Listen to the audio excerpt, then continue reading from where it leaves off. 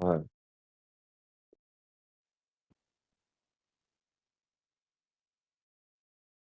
Okay, go ahead. All right, so I'll call the meeting to order. It is 6:11. And I would ask for public comments, but Carrie Oakes, who is visiting, has said that she is not going to comment. I think I want to keep the check-in as brief as possible.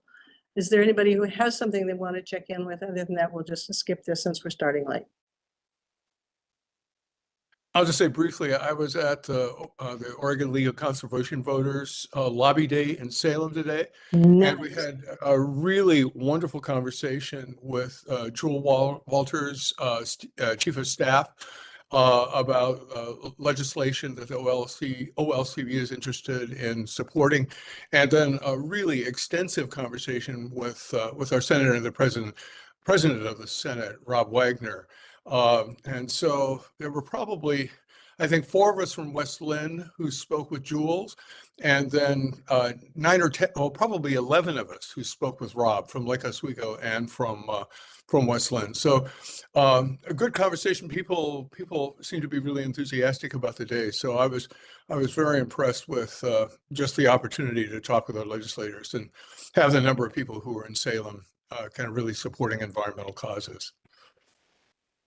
Question, was there any discussion of Senate Bill 681 or House Bill 2200? Remind me of which ones those are, Lou. Okay, Senate Bill 681 would basically restrict PERS from investing in companies that I think have more than 10% fossil fuel. That one was actually not on the OLCV list of priorities, yeah. So we didn't talk about it. And the other one? Basically, it's the opposite. It would allow investment. Okay, no. But that's good to know about. Yeah. Well, thank you, Greg. I would love to talk to you more about that. But yeah, thank you very much. I'm glad you went. So the agenda has changed slightly. We were going to discuss prioritizing the goals, but I found out that that wasn't really necessary. So I just sent out a 1-page handout instead, so people could have an idea of what our goals are. That's all on 1 page. And Leo, did you receive that? I don't believe I did. Or if I Okay. did, it just got buried in my email. Yeah. Greg? Oh, and we just need to approve of the minutes. From Yeah, the we last do. meeting. Has everybody who needs that got a copy of the last month's minutes? Yes. Yes. Okay. The So, the only modification I have, my understanding, Dylan, is that the city didn't get the grant to do the heat pump at the senior center, right? That was for a generator, and yeah, we did. For a generator, for the generator, right? did not get it? Negative? Yeah, it's a negative, yeah. And the food pantry didn't get its grant for their generator either. It looked, when I went through the list of communities that got the grants, it looked like they were primarily rural or low income. Yeah. Yeah. Yeah, it can be hard to be competitive. Yeah. Okay. All right. Other than so, Dan, did you have a chance to change those? So I just took notes. I can change that. So I guess we would move to approve the minutes with that change that Greg mentioned regarding the grant that was not approved, right? And then I can make those changes afterwards. All right. So I move that we approve the minutes. I'll second that. Okay. Aye. Roberto? Thank you. All right, so we'll be done with that, and the minutes are approved. So, does everybody else have that one-page handout? I want to make sure that I got this right, since I was not at the last meeting. And I just called it the top 10 SAB goals. And that was in today's email. And I think I sent it out yesterday too, yeah. Oh, nice job, Dan. Oh, Dylan, did you put that up? Oh, thank you. I was just looking. Yeah. Okay. So, I'd like, ideally, I would have sent this out a week ago so you could have looked at it. I'll quit talking so you have a chance to scan it.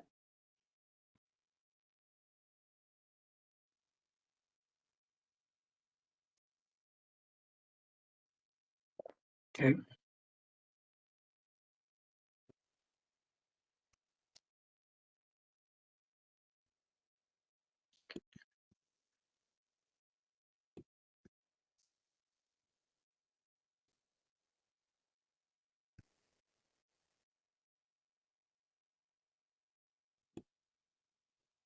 Dylan, is there a way to show the bottom part of the document too?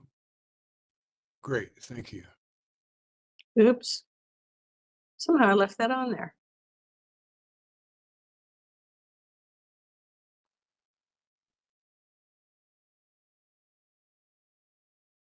I can ignore the part in red. Okay. Good, yeah. Yeah, looks good. Okay, so these are the things we're going to be working on this year. And next, probably, and maybe even the next, and understanding that this is a malleable document, but this is always going to be a draft, and there will be other things that come up that we want to address, and things that will come off the list because they're accomplished, right? Mhm. Okay, so with that, the 3 items at the bottom of this list are on the goal setting, and just to be sure that we all agree on those. I put as a 4th goal the communication and education efforts, which were separate. I just put them on this one page without listing. Looks good. All right. So the next thing on the agenda is to look at Ashland's new regulation on charging fees for gas appliances. And if that's something we want to even consider adding to our list of things to do. But Greg, you've looked into this pretty, at least at the beginning of looking into it. What is Right. I guess my question is, did other people have a chance to look at the article that I'd sent from the Southern Oregon papers, as well as the language of the regulation that was passed by the city council in Ashland? I read the articles. I did not absorb the language. Okay. And same here. So, I guess my question is it something you'd like to come back to? I don't think we need to, necessarily make a decision right now about whether it's something we want to pursue, but after you've had a chance to look at it in more depth, that might be helpful. yeah, I would ask for some more time to really look at the details on that. So, Yeah. Lou, just out of curiosity, are you familiar with what happened in Ashland with regard to the development of an ordinance that requires developers who are interested in building a home with the infrastructure to support natural gas powered appliances and furnaces, that they have to pay an extra fee that would basically be charged because of the consequences in terms of the costs, the impact of global warming and climate change. It was just passed about a month ago. Okay, interesting news. Yep. And I guess my question is, do you think that it would be something worth pursuing as a recommendation to the city council, just investigating more about what has happened and, proposing it as something to at least be taken into consideration? Okay, well, clearly there's going to be a resistance to any kind of fee Right, right. increase. Yeah. But it might be something that the council should be discussing. Yeah. Okay.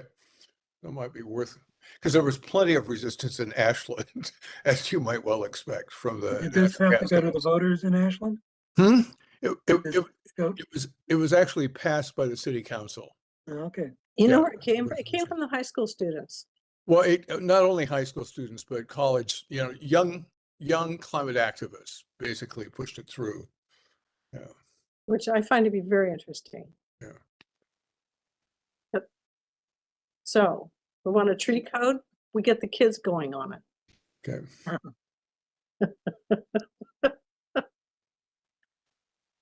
Unleash the kids. Yes. So why don't I resend what I had sent last time? And before our next meeting, maybe take a look at it if you think it's worth pursuing. Okay. Sounds great. Okay. Roberto, did you want to say something? Because you're muted. Oh, sorry. No, yeah, I think that's great. The idea of the getting involved the high school in the activities of the Yeah, it's really hard to get your kids to shut up. You know, once they get going on it, it's wonderful. Okay, we'll move on to communication efforts. There was some desire to have some topics for the newsletter. I wonder if we couldn't put a tree code into a topic for the newsletter. And actually, that would be one way to get some public support for that. People probably don't even know there is a tree code unless somebody next door is taking out a big tree. And, other than that, people don't give it much mind. So it'd be a way to publicize it. There's my 2 bits. Dan and I had a conversation with Darren Wiss yesterday afternoon. And I think Darren's feeling was, in terms of moving it up on the docket of the city council, it would really require, us having more regular conversations about it with the city council. But I think the idea of writing an article about like what's happening with regard to particularly infill and the amount of trees that are being cut in the city would be informative for the city and for citizens, and might actually encourage more attention being paid to that issue. What do you think after our conversation with Darren yesterday, Dan? Yeah, thanks, Greg. I thought that, it was I thought a good meeting just to have a dialogue with him, with Darren regarding, the tree code and how he kind of talked about the process. And honestly, my impression was that he was not very excited about the idea of revising it. He made it sound like it was a very onerous process, just from his own experience in Tigard that he had worked. However, I thought during the dialogue he had some good suggestions as far as he gave us a couple names of individuals that we can talk to do some more research on it. He indicated that the city would likely have to hire, I forget the term, but basically like a consultant to kind of rework the tree code. We'd have to have a lot of meetings, to get public input, both for and against it. But basically, I think Greg and I walked away from that meeting, realizing we need to do a lot of research on it, and then before we would present it to the council. So I'm astounded that it's that complex a process to rewrite a code. Little did I know. yeah, he made it sound like it was very complex, Well, you know, ambiguities lead to litigation. Nobody wants that. yeah, Yeah. exactly. So, you know, and he stressed that there would need to be a lot of public meetings ahead of time to get input from the public, both for and against. But basically, you know, I think it sounds like both Tigard and Milwaukee are good examples of tree codes that have been updated. So we would likely need to research, you know, their process, how they did that, and then perhaps talk with this private, you know, one or two private consultants, see what kind of a cost would look like for the city, and then you know, kind of go from there. One idea I think that came out of the meeting was that even if we're not able to amend the tree code itself, that we become more involved in other projects that the council is doing, you know, such as was it Vision 43 and things like that, and updating anything with the building code and you know, things like that that would stress, you know, maybe planting more trees, things of that nature. But he made it sound like it's a very large project that would cost time and money, and the first step we would need to do is to get the city council to move it up on a priority. So, and I think before we can do that, you know, we need to do our research as to time and money that would be involved in that. Is that your take, Greg? Yeah, that's my take. And I think, you know, one of the things that I came away from the meeting with was just the, you know, getting in touch with the person who helped with the rewriting of the tree code in Tigard and Milwaukee, and really trying to get a sense from him about like what we'd be looking at in terms of a financial investment on the part of the city. I think one of the things that came across from what Darren shared is that the city just doesn't have the staff, you know, person power to be able to kind of embark upon a project like this. That unlike what we had thought, it would require much more than just simply adding an amendment to the tree code. Exactly. And so I think that probably what makes sense for us is to, you know, in the next couple of months, try to get as much information as we can about like what the process of that revision would entail in terms of the time of a consultant and the expense. One of the other things, as Dan was saying, is just kind of looking at outside of the revision of the tree code, are there any other things we can do with regard to infill, for example? And one of the things that Darren says is now happening is that there is a reconsideration of the size of the structural footprint on a buildable lot that's now kind of allowed by the city. And that the footprint is so large now on many of the lots where infill is happening, is that there really isn't enough space to be able to grow trees of a size that would actually match the canopy that had existed before the infill. And so it just raises some interesting questions about like working with the planning commission and looking at how a building code could be potentially revised with regard to building footprint, for example. Exactly. There was a long letter in today's tidings considering the large houses being built so closely together that this person was concerned that it was a fire hazard. Yeah, that too. Lou had his hand up. Yeah, there is a lot of pressure from the state Yeah, to basically increase the amount of housing. And one of the ways of doing that is remove some of the constraints on housing. And one of those is footprint constraints. So, you know, you have this tension between more housing and preserving trees, for example. no. Although it does feel as though we could have more housing, but not necessarily the size of housing that we currently do. Like we could be building houses the size of houses in the 50s, for example. Apparently, that's not where the demand is, or at least for builders, that's not a profitable venture at the moment. Not for the builders and developers, but in terms of the number of people who are actually able to afford them, if we're really talking about housing that people with middle incomes could actually afford, they probably would need to be not 900,000 to $1 million dwellings. But that may require some sort of subsidy to make the developers interested in Yeah, that yeah. class of housing. No, I have a question about that. And this just comes from a developer who was working on a little house across the street, who said that the fees for all the different that's right.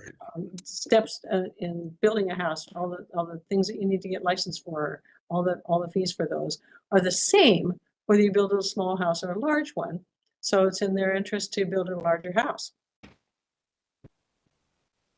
And I don't know if that's something the city, again, do you have to rewrite code to change what the fees are for building structures? I believe so. And I would assume so, that there would need to be revisions. But anyways, I do think Greg is right. We just, at the first step, I think as SAB members that we need to do is research. We have two good examples in Milwaukee and I believe you said Tiger. Mhm. So let's do some research. I would propose to, see how that process worked. Because he made it sound like it was, at least in Tigard, it was a pretty onerous process. But let's just gather the facts and then Okay. reconvene it. Is like my that. thought. But he did. It seemed like he was encouraging us also to be somewhat creative on, like, if we don't just revise the tree code, like maybe, looking at some of these other projects that are going on and, emphasizing tree retention and planting. But anyways, yeah, it looks like Dylan has a question or a comment. Yeah, I just wanted to jump in and let you know that on the topic of housing and housing strategy, the Planning Commission is set to do a recommendation next Wednesday. So Yeah. if you go to the meetings page for the Planning Commission, there's a whole bunch of information about the housing production strategy. It's, all related to state law, just kind of on the topic. So just want to make you aware. Good, thank you. Yeah. You And know, I think, Greg, I think I emailed you that PDF. You did, yeah, thank you. I'll email that out to the whole SAP Yes. after the meeting. So Great. thanks, And I Dylan. guess my understanding, Dylan, is that decision-making is pretty far along the way. So our going to the meeting next Wednesday would probably not be strategic. Right, just informational at least. Right, yeah. Great, Yeah. thanks. yeah, okay. So let's move on to education efforts. How about those t-shirt? I wrote t-shirts. That's t-shirts. Well, I think that was Kate, so Yeah. I don't think it's happening. So, but I'm hoping that we will, be able to participate in some of the Earth Day activity. So, Earth Day is usually in April, and if Kate's not, we don't have a way to hear from her before the next meeting before Earth Day. no. Well, I'm Yeah. assuming My Earth Day is in the guess plan. is that the t-shirt idea is a no-go.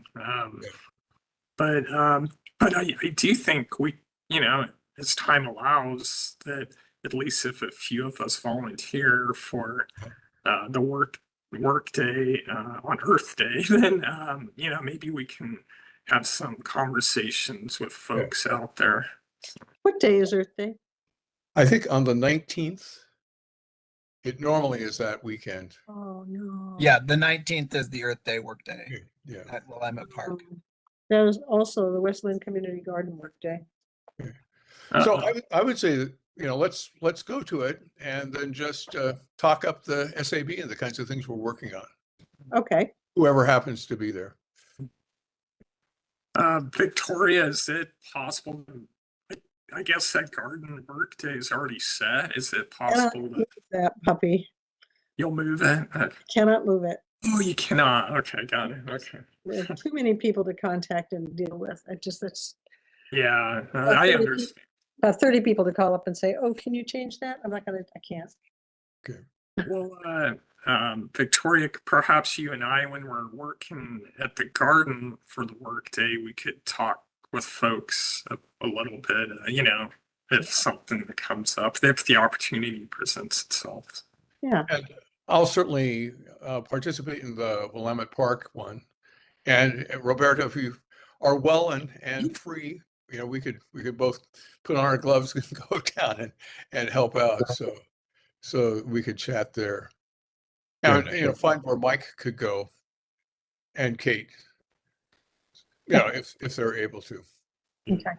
Yeah. And another education thing is that for Roberto's sake, I had a conversation with Dan and Victoria, seeing like whether they thought it might be valuable to ask somebody from the garden club to do a presentation on vegetable gardening for beginners. Because there was some interest expressed about doing that at the meeting that Mike and I attended in January. And Diane Awalt, who lives in Willamette, has agreed to do that. And so I have asked her, which night she'd be game, where there's a kind of an opening in the reservations at Robinwood Station. So we'll make a reservation for the SAB and the Garden Club to sponsor an event on May 1st in the evening for folks who are interested in kind of getting information for novice vegetable gardeners. And Dylan, I guess I'd hope we'd be able to kind of advertise that like on the city website. And I could write a short piece that would go into the newsletter. And I'll also write a piece that I'll submit before Earth Day to the Westland Tidings and just talk about the value of more people growing their own food, particularly as produce prices are likely to go up if the tariffs are established with Mexico, and also kind of encourage people to look at the possibility of sharing garden space. And it turns out there's a whole program in Portland where people can contact this organization and find out other people who have yards that they'd be willing to open up to folks for gardening, and just kind of encouraging folks to kind of think about that. So that'll be an op-ed that I'll try to write. And then we'd also talked about writing an op-ed about recycling or giving away things, and any organizations that the rest of you could suggest that I could potentially include in an op-ed about that, which I would then try to do, sometime in the early summer. Okay. Hey, Craig, where was the presentation on gardening going to be again? It'll be at Robinwood Station. Robinwood, thank you. Yeah. Greg, I have a good friend who's doing one of those shared garden things in Northeast Portland. So if you want to talk to somebody who's actually doing it, I can turn you on to connect you to. Yeah, please do. Send me that information, and I could kind of interview them, and then include that in the in whatever I write up. Yeah. Okay.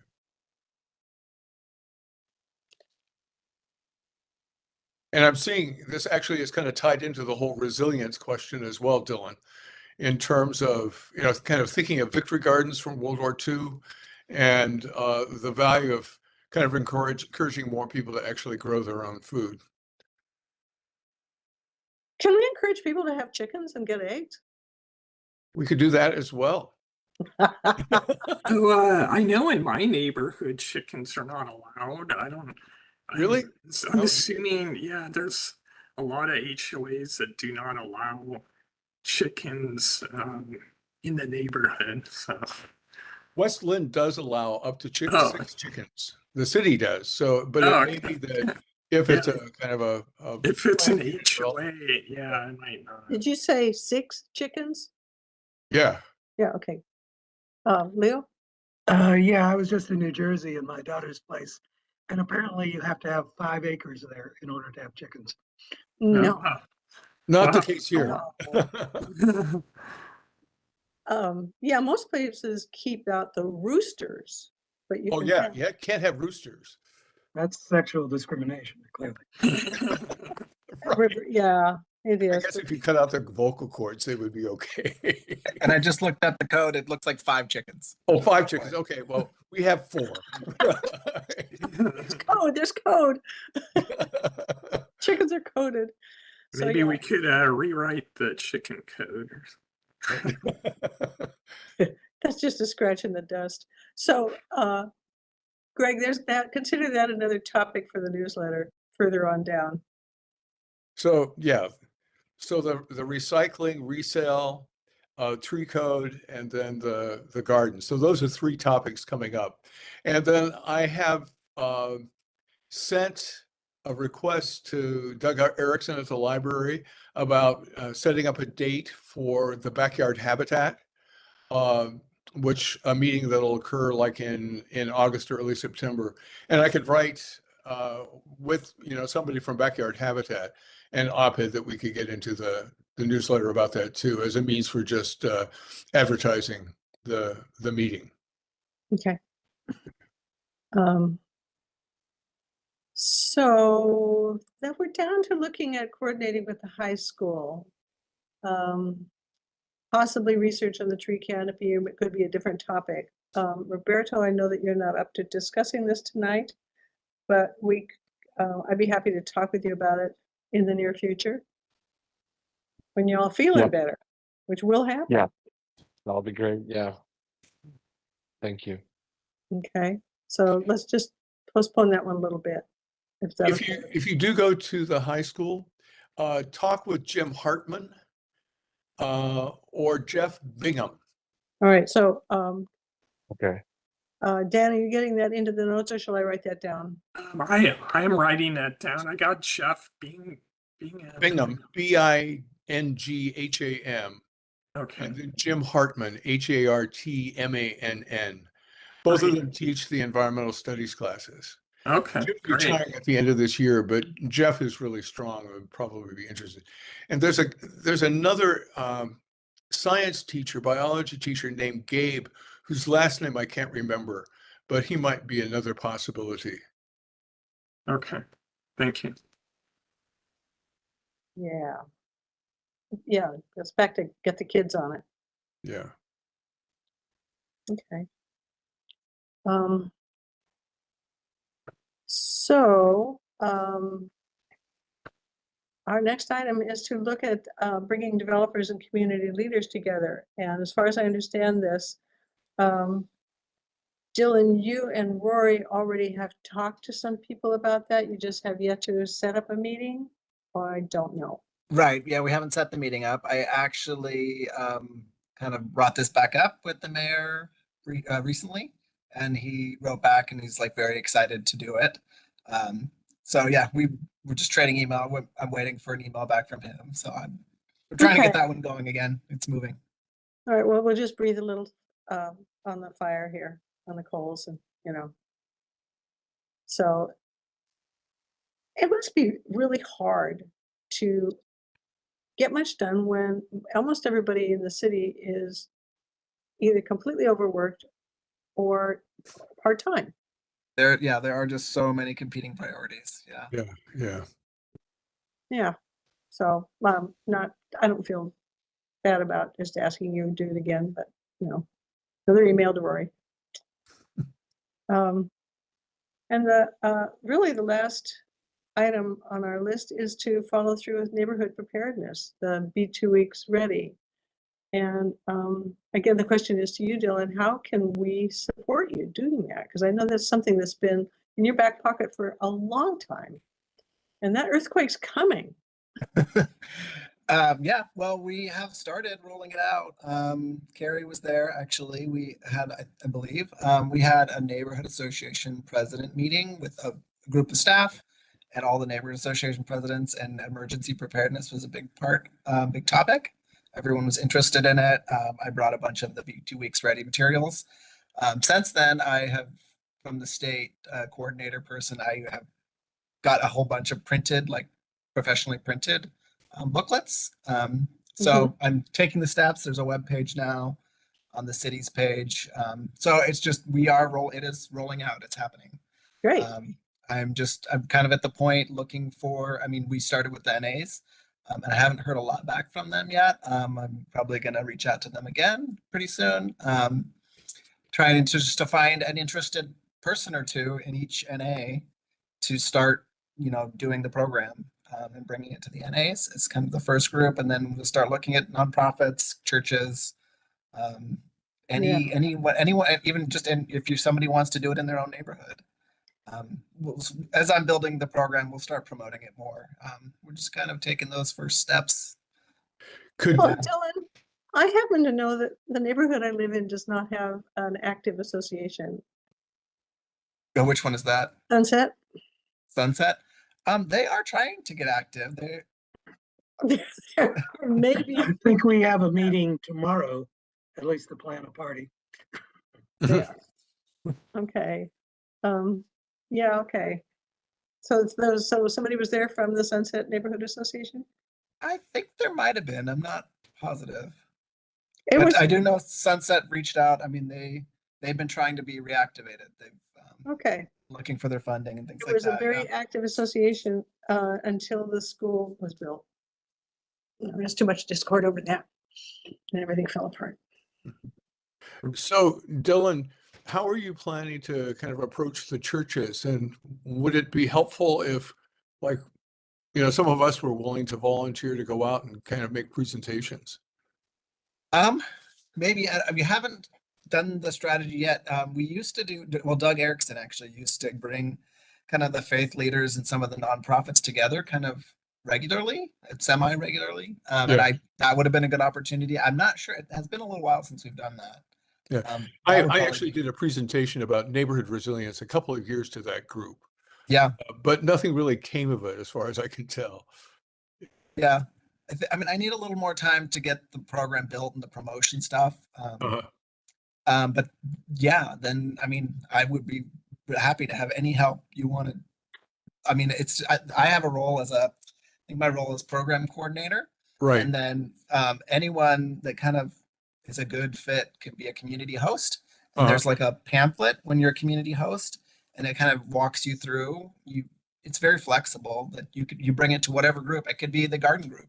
You could Right. have somebody at the garden, any group, really. And it kind of gives you an outline for how to share the information, get people starting to get themselves prepared. And on this topic, I just got an email that I haven't really fully digested. President Trump passed an executive order related to FEMA, and Eliminating nobody it. really understands what it means. But my takeaway from it was, we're pulling back. You got to figure it out yourselves. Right. The states will have to pay for it all themselves. Yeah. States and local governments and the individual. Yeah. And that's actually in the executive order. So Yeah. I think people need to realize we kind of step up our efforts a little bit. Yeah. If that Be continues. ready as our own families and as our own neighborhoods. Yeah. Well, it strikes me that one of the things other SAB members might be interested in doing is just holding like one of the 2 weeks ready events in our own homes for our neighbors. And just and I did something similar. Roberto was at it like a couple of summers ago, using the text from the old mapping your neighborhood process. And but that would be a way that we could kind of at least begin initiating it within the context of our own neighborhoods. I think that would be great. And I know, Greg, you have a lot of interest, and I would be happy Yeah. to share next time you want to come to City Hall. I can share some of the program Sure. host and the guides with you, so you can kind of look it over. And Yeah. that'd be great. Yeah, I would totally do that in my neighborhood. Yeah. I know enough people now. Right. Maybe at our next in-person meeting, I'll just bring a bunch of the materials. Okay. Great. It's a that would be segue there. excellent. Yeah. Good. Anybody else have a comment on that topic on preparedness? We good with that? Yeah. Okay. Next meeting in person, can we do that? Everybody Oh. here?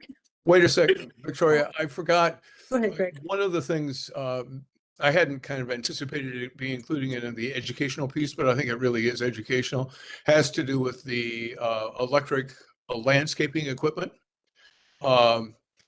And we had talked about the possibility of doing some kind of event with folks in Lake Oswego who already have experience doing this. And just by chance this afternoon, one of the people from Lake Oswego who was in the conversation is the person who is coordinating all of this through the Lake Oswego Sustainability Network. And he's also a member of the Sustainability Advisory Board for Lake Oswego City. And so what they have decided to do is not do kind of large fairs in the way that they have in the past, electrification fairs, but do smaller events. And so I mentioned the possibility of doing something at Robinwood Station that would kind of make it possible for members of the public to see battery-powered electric tools. And he was excited about the idea and thought that there would be interest on the part of people in the Lake Oswego Sustainability Network to coordinate with us doing that. And he's also really interested in coordinating with other cities, because I think what Lake Oswego is looking at doing now is, like, in 2 years, coming up with a kind of a ban on the use of gas-powered leaf blowers in the way that Portland has. And so I would certainly be willing to be in conversation with him as a means for kind of keeping this going. And then also seeing if there was interest on the part of other members of the Sustainability Advisory Board to try to organize some kind of event where we would introduce different electric powered landscaping tools to the public. I'd love to see us do a good job with that. That sounds great, Greg. I think the key is networking, like you said, with Lake Oswego and anybody else, but that'll make it more meaningful, if we can coordinate with them. And I would also agree. I think this is a good place to focus. And Greg, I was going to mention maybe this would be a better place or a good place to do an article. Something, like Oswego had some of that gas powered educational pieces. Right. And maybe we could focus on that and this outreach as well. Because this is a council goal. I was just looking at it. SAB to recommend ways to reduce gas powered equipment. Right. And we did have an article in January. Okay. That's true. I do remember that. Yeah. That had been. Yeah. So It's good to make those steps on the goals. Yeah. Trying to do that. Yeah. I think it would help to serve electric Kool-Aid. Remember the electric Kool-Aid acid test? Yes, we remember. Thank you so much. Okay, so I think we've got lots of topics for education. Yeah. So Oh, I guess one other thing that I did make registration for the Old Time Fair. So that's completed now too. oh, that's wonderful. Yeah. Okay. And Greg, what's the date for that? Oh, I've got that. That's July 11 to 13. Okay, great. okay, good. Yeah. And we usually just pick one day to be there, but Yeah, and probably the 12th. I think it'd be really great to have our t-shirts by then.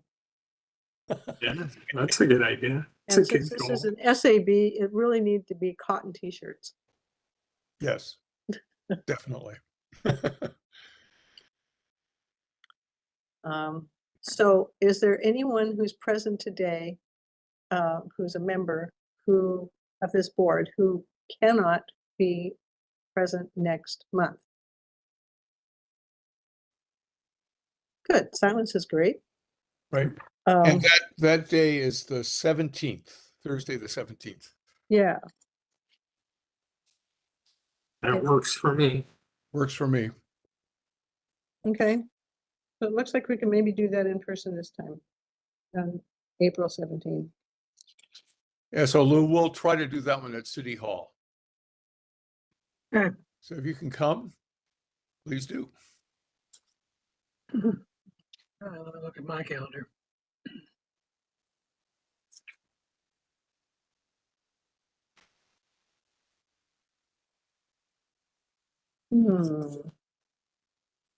Okay. And if we do that, sometimes we don't have a meeting in July if we're, like, the meeting would be the day the next week right after the full-time fair. Sometimes we skip a month in the summer. Yeah, right.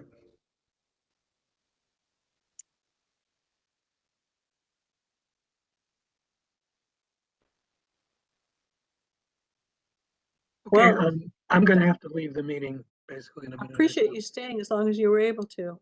Thank you very much. Thank you, Lou. Good to see you. Good night. Um, So unless there's any new business, and we had a little bit at one point, then we just look at action items. Let's see. So I can kind of go through what I have written down. I'll kind of start from the end and work my way up. It's easier for me to read it that way. So, Greg, you are going to be working on various topics to write about, like in op-ed articles and such, right? I've got those written down. Okay, good. Yeah. So I won't go through each one of those, but so that was one of the items. And then Greg, you're going to continue to network with your contact with the Lake Oswego Sustainability Network. Uh-huh. And our goal is to coordinate with them on promoting electronic or electric lawn equipment. And let's see what else. Action items. I guess we're going to get Dylan, you're going to reserve a space for us for an in-person meeting on April 17th. Already done. All right, sounds good. I have one thing for sure. I'm going to send Greg some information, contact information for the shared gardens system in Portland. Some contact for that. And also, as far as I can tell, Roberto and I will try to get in touch with each other, but I don't know if that counts as an action item. Okay, yeah. So Victoria and Roberto will get together to discuss working with high school students, right? Right. Ideas surrounding that.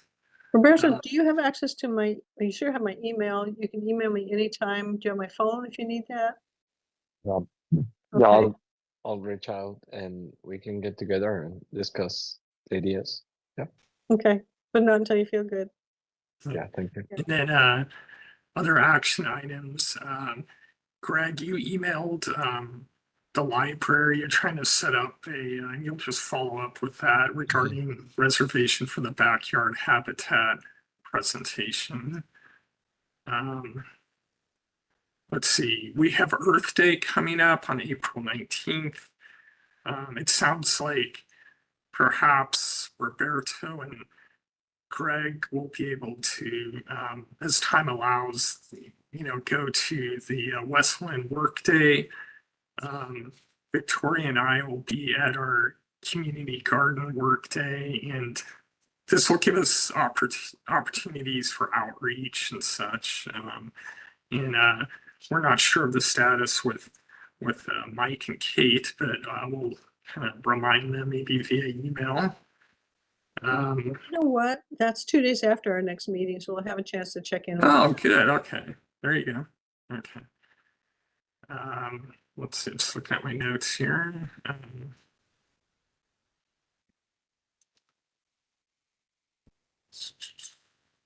think that was for action items about all that I, do you have something else? I have one more, and that is either Greg or Dan would call Carrie Oakes. Oh, yeah. But Carrie, you had some chance tonight to listen to them talk about what they learned at the city. So I guess you can decide if you still want that phone call. So, So yeah, I'll coordinate with Greg, and one of us will give her a call. okay. Do you have a sounds full number, Victoria? I do. Yeah, I have it too. Oh, you have it? Okay, great. You wrote it down. Okay, you're good. And I guess the other thing that Dan and I were going to do is do the additional research with That's regard right. to the Yes. amount of time it would take a consultant to actually kind of engineer a tree code, what the Yeah. process would actually entail. Yeah. All right, I'll add that to the action item list as well. Tree code revision. Yeah. Okay, good. Okay. I think Oh. would it be helpful if I know it takes a while to get the minutes out, but maybe in the next few days just sending out an email with the action items, would that be helpful to do that sooner rather than later? Or It would be very nice. okay, I'll try to do that. And then I will resend the information about Ashland's new ordinance with regard to natural gas Okay. infrastructure in homes. Right. Perfect.